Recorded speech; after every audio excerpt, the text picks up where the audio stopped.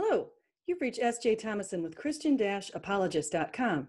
Today I'm going to discuss some issues that I've heard recently and over the past few years from atheists. Atheists make a number of assertions, and a lot of them are common assertions that they make, or they ask questions that are common questions one comes up with and the others follow. A leader in the atheist community is called Matt Dillahunty, and let's listen to what he says about biblical slavery, which again is something that atheists like to bring up as if to stifle Christians in their thoughts on Christianity. So let's hear what he has to say. And you're very likely going to wind up knowing more than some of them know about it because they probably know bits and pieces that they've learned through sermons or through personal study, but there are bigger questions to ask. And one thing that Christianity is really good at is focusing on the things that are less problematic, which is one of the reasons why I talk about slavery on occasion.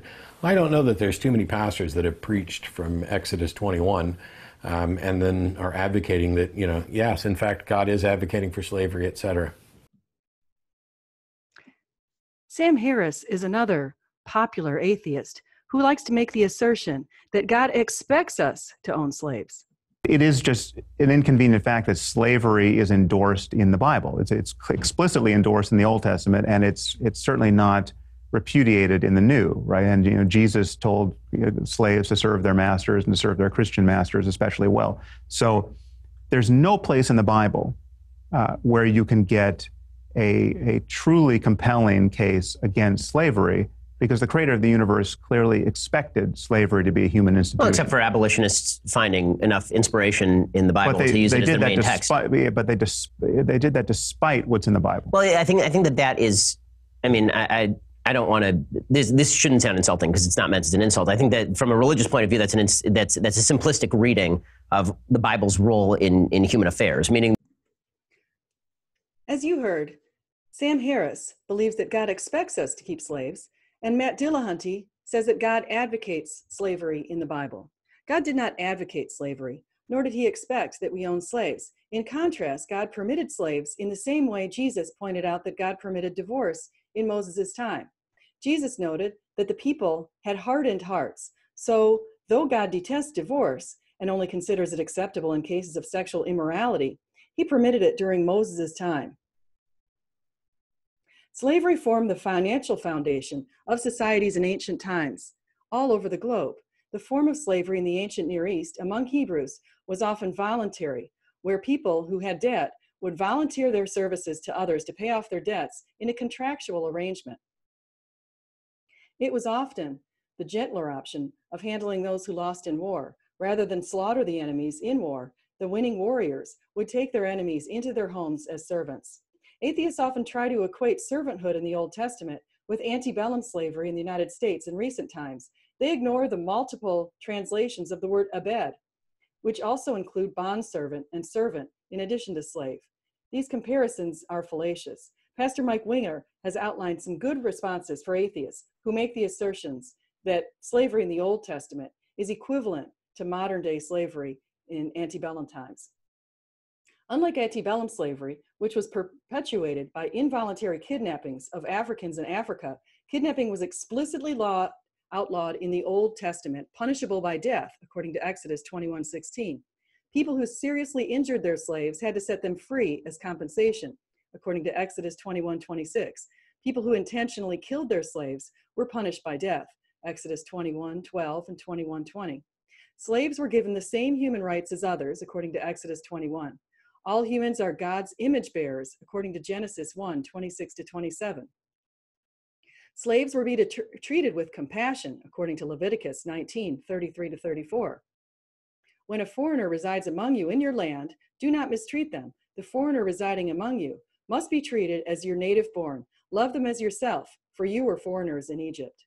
Runaway slaves were to be freed, according to Deuteronomy 23:15. If a slave has taken refuge with you, do not hand them over to their master. Let them live among you, whatever they like, and in whatever town they choose. Do not oppress them.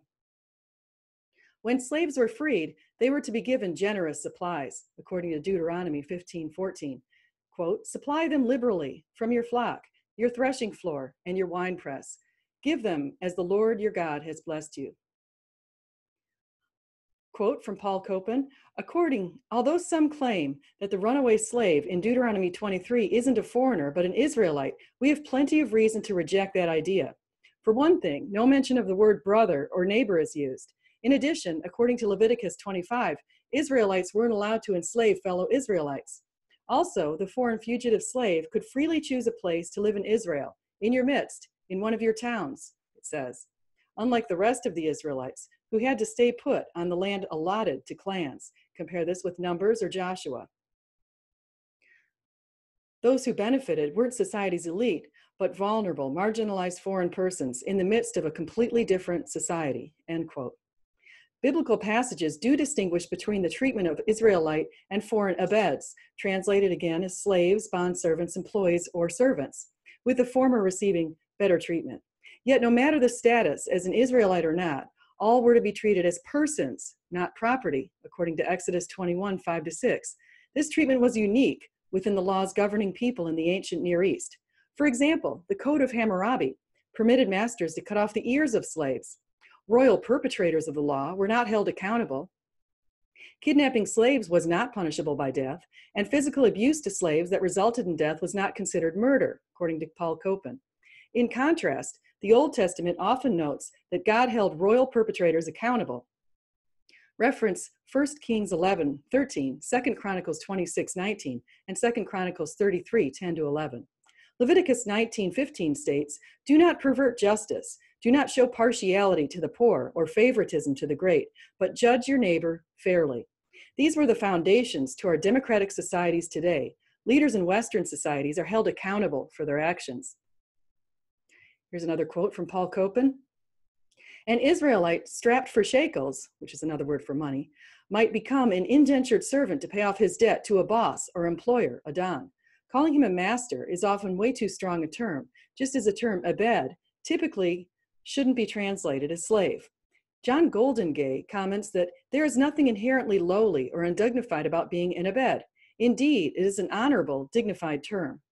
Even when the terms buy, sell, or acquire are used of servants and employees, they don't mean the person in question is just property, end quote.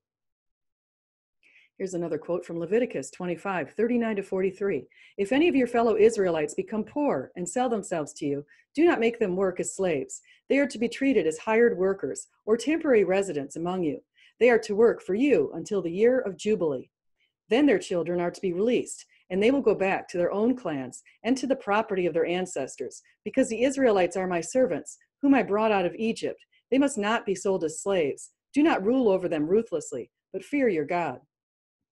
Furthermore, to address Sam Harris's assertion, God expects us to own slaves, and he did not, and the assertions, of course, that we have, Bible is endorsing slavery. Note that it's likely he's referring to the verses from St. Paul, which direct slaves to obey their masters. In Ephesians 6:5, Paul states, "Slaves, obey your earthly masters with respect and fear, and with sincerity of heart, just as you would obey Christ." Consider that Paul further states we're all slaves of sin and enslaved to God in Romans 6:20-22. Romans 6:20-22 states, "For when you were slaves of sin, you were free in regard to righteousness. Therefore, what benefit were you when deriving from these things of which you are now ashamed? For the outcome of those things is death. But now, having been freed from sin and enslaved to God, you derive your benefit, resulting in sanctification, and the outcome, eternal life." Taken together in the context of life on this planet, we can interpret these passages to mean that we're all nested within a dominance hierarchy, and at the top of the hierarchy sits God. We are to respect order and reject chaos in our lives, seeking alignment with the creator of order. We are also all to respect those above us in our earthly hierarchical system, paying our taxes and maintaining order within our communities. Respecting and obeying order enhances human flourishing. Paul Copan says, though Israelites' laws on servitude weren't the moral ideal, they show far greater moral sensitivity than other ancient Near Eastern texts, such as the Code of Hammurabi, which emphasize class distinctions and legislation related to slaves, free persons, priests, government officials, and others. He further states, contrary to what Christopher Hitchens and Sam Harris say, servanthood in Israel can hardly be called a warrant for trafficking humans or a means of treating people like farm equipment. No, God's ultimate intention wasn't for humans to keep slaves. In fact, the Genesis ideal is that all humans are equal and that they do not work for another. Rather, each person under God's care is to be his own master, sitting under his own vine and fig tree. And that's from 1 Kings 4:25, Micah 4:4, Zechariah 3:10. Next, I am going to talk about another issue that I've seen with many atheists. Stay tuned. 157 to 58 of his book, The God Delusion, Richard Dawkins outlines or summarizes what he calls the central argument of my book. And when you look at this argument, the conclusion to which is, therefore, God almost certainly does not exist, it is a patently logically invalid argument. Even if you grant all 6 steps in the argument, the conclusion that God does not exist doesn't even follow logically from the argument. So it's on its face, it's logically invalid. But when you look at the argument more closely, I think it has a number of premises in it that are false. What are these premises? Well, Dawkins says that you cannot infer a designer of the universe based on the complexity in the universe, because this raises a further question, namely, who designed the designer? As William Lane Craig goes on to state, this question assumes we need an explanation for an explanation. Believing we need an explanation for every explanation would result in an infinite regression of such requirements. As he has pointed out in various debates with atheists, this reasoning is fallacious. His example of support is as follows. Consider if we found a toolbox on the backside of the moon. We would assume that some intelligent life form left the toolbox there. We do not need to offer an explanation for who left the toolbox on the moon to make the assertion that the toolbox was left by someone. Furthermore, Richard Dawkins' question only shows us his faulty thinking concerning the characteristics of our Creator. The maker of the universe is omnipotent, omniscient, omnipresent, and eternal. He's our Creator. Accordingly, he does not require a creator. Such a requirement would suggest an infinite regress from the created to the Creator. Yet even atheists, such as Stephen Hawking, have indicated that our universe, time, space, and matter, has a start date. Accordingly, creation does not go back to the past infinitely. So our Creator did not require a creator. Now we're going to go on to a third very common atheist assertion. I had the pleasure of interviewing Professor Cy Garte, who's a biochemist, and he had some interesting things to say about DNA code. Let's listen. It's a very interesting thing that you bring up about DNA, because people have been saying for a long time, in fact, since 1953, when the structure of DNA was discovered, that DNA is an information and it codes for protein synthesis. And what's interesting now is a new meme has developed in the atheist argument, which is that DNA is not a code.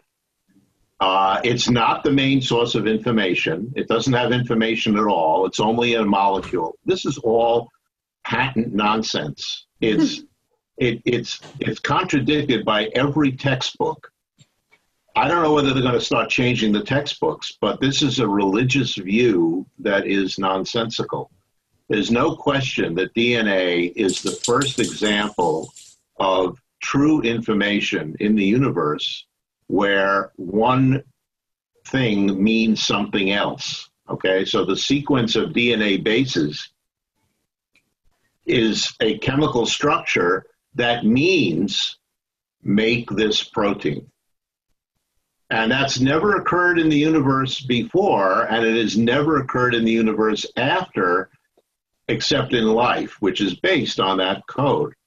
So there's no question that the argument for DNA as the first case of information is something that's brand new in the universe, very likely, in my view, is a sign of God's divine action. Now, we don't know that there may be a natural explanation for how DNA arrived at. We don't know, but if there is, that doesn't negate the idea that this is part of God's tool, because you need that kind of information to have evolution, to have life, to have everything we know of. So I'm very disturbed, and I've not only written, I've also had a couple of debates with people on this topic of whether or not DNA is truly a code, whether it really has information. And it's a very easy debate to win, and I haven't lost any of them yet, because all I have to do is go to my shelf and take down one of the standard textbooks, and I just open it up and read the text, where it clearly says DNA contains all the information needed to create proteins. So I'm disturbed that so many atheists on Twitter, for example, will say, no, DNA is just a molecule. Well, that's a meaningless statement. So, in his book that was just released called The Work of His Hands, Garte further states, and I'll quote, "We now know a great deal about the language that DNA uses to transmit information down the generations. Francis Collins called it the language of God in his seminal book by that title.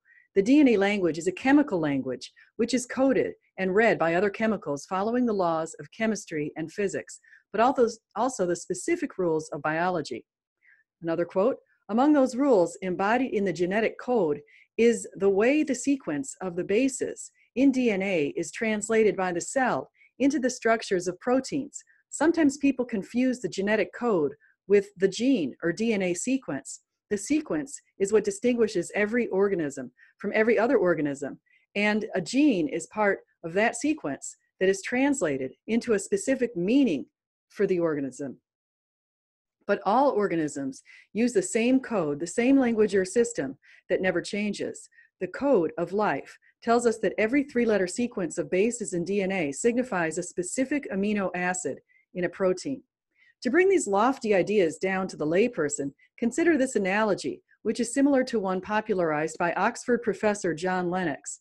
If you saw the letters "I love you" written in the sand on the beach, would you assume this information was provided by a mind?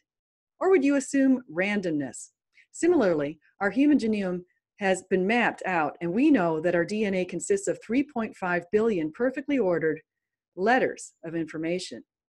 You may argue that we are highly complex and evolved, yet even the DNA of the simplest of organisms, the amoeba, contains thousands of volumes of information. The latter is noted even by Richard Dawkins.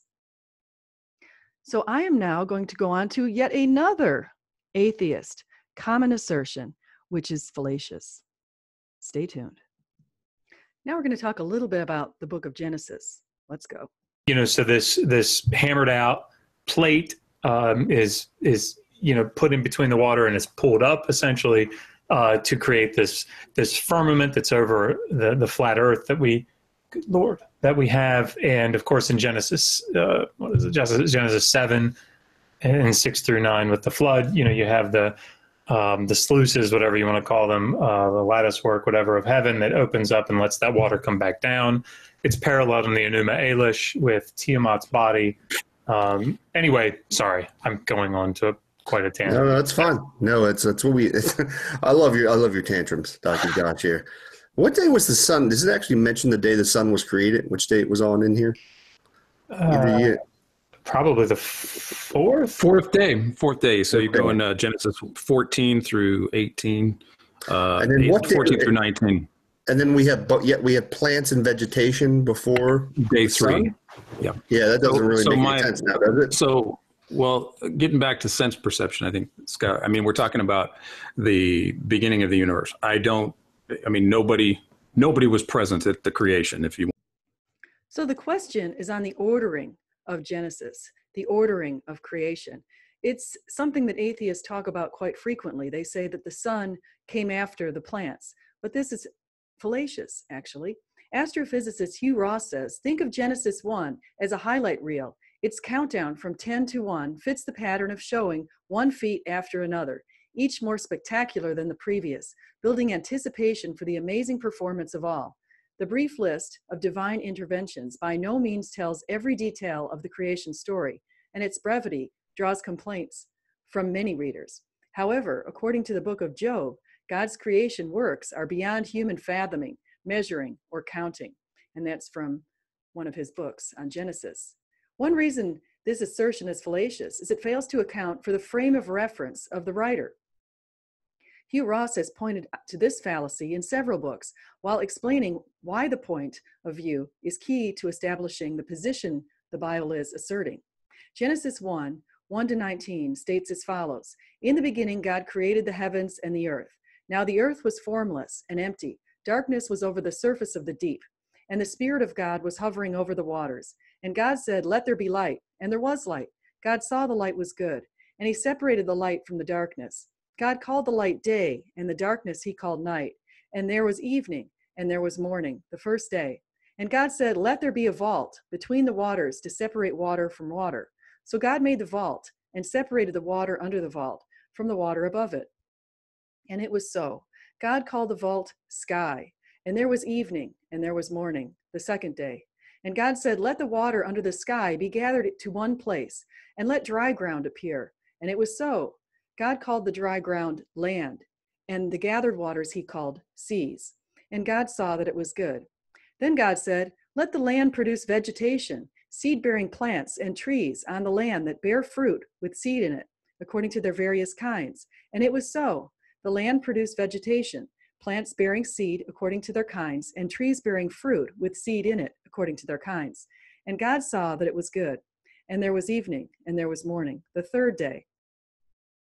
And God said, 'Let there be lights in the vault of the sky to separate the day from the night, and let them serve as signs to mark sacred times and days and years. And let them be lights in the vault of the sky to give light on the earth.' And it was so. God made two great lights, the greater light to govern the day, and the lesser light to govern the night. He also made the stars. God set them in the vault of the sky to give light on the earth, to govern the day and the night, and to separate light from darkness. And God saw that it was good. And there was evening, and there was morning, the fourth day." Biblical skeptics like Skylar Fiction here and Dr. Josh Bowen often interpret this passage to mean the earth appeared prior to the sun, yet that is not what the passage is indicating.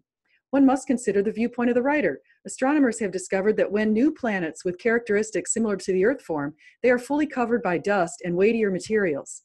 This is according to Hugh Ross. The writer's viewpoint in Genesis 1 would be that of a person looking up at the opaque sky of darkness initially.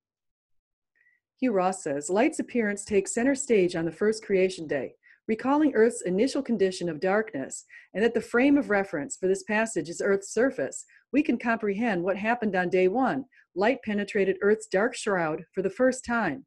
Some of the debris that had previously kept light from coming through cleared the way, and Earth's atmosphere changed from opaque to translucent, not transparent yet, but able to permit light's passage." That's end quote from Hugh Ross. Then on day 4, the skies became more transparent to the sun, moon, and the stars became visible. Using this methodology of simply considering the viewpoint of the writer, Ross has carefully gone through each of the days of creation and connected them with actual scientific events and the appearances of life.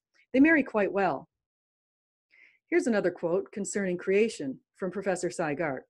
"Unlike other creation stories, Genesis talks of creation taking place over a period of time, marked in divisions of days. God did not poof everything into existence in what we know now, with vegetation preceding sea creatures, followed by animals, and lastly by human beings. These were profound insights that would not have been a natural way for ancient people to think." Now we're going to go on to another common atheist assertion, and this one I call, "Look at the trees." Many times atheists say that Christians might say, "Look at the trees," as providing evidence of God. The trees, to me, are part of God's general revelation to us. In fact, just looking out at the beauty in nature provides so much of that general revelation. Now I'm going to quote from Richard Dawkins. He says, "The universe that we observe has precisely the properties we should expect if there is at bottom no design, no purpose, no evil, no good, nothing but blind, pitiless indifference. DNA neither knows nor cares. DNA just is, and we dance to his music." This is from the book called Story of the Cosmos from Garte and Ray. And you just saw Daniel Ray here in this video with Skylar Fiction. He's got a wonderful book that's out, which I highly recommend. And here's another quote. "A crucial question to ask of any scientific theory, from atoms to zebras, is this: if it were true, what would we expect? For example, if Earth's landmass were once part of a single supercontinent, we would expect today's continents to fit together like a jigsaw puzzle. Another quote, in recent decades, physicists have found an unexpected pattern among many of the fundamental parameters and initial conditions of the laws of nature. They must have values in a very narrow range for life to exist. This is called the fine-tuning of the universe for life. Similarly, most initial conditions would have resulted in a lifeless universe. The simple fact is that Dawkins is wrong. The universe does not have precisely the properties we should expect of a world without purpose or design. Far from it. Based on what we have discovered, the universe calls out for a deeper story. Thank you for your time. I'm so glad that you're here. I hope that you'll take the time to like and subscribe, and please share this with your friends, and please come again. This is Christian-apologist.com.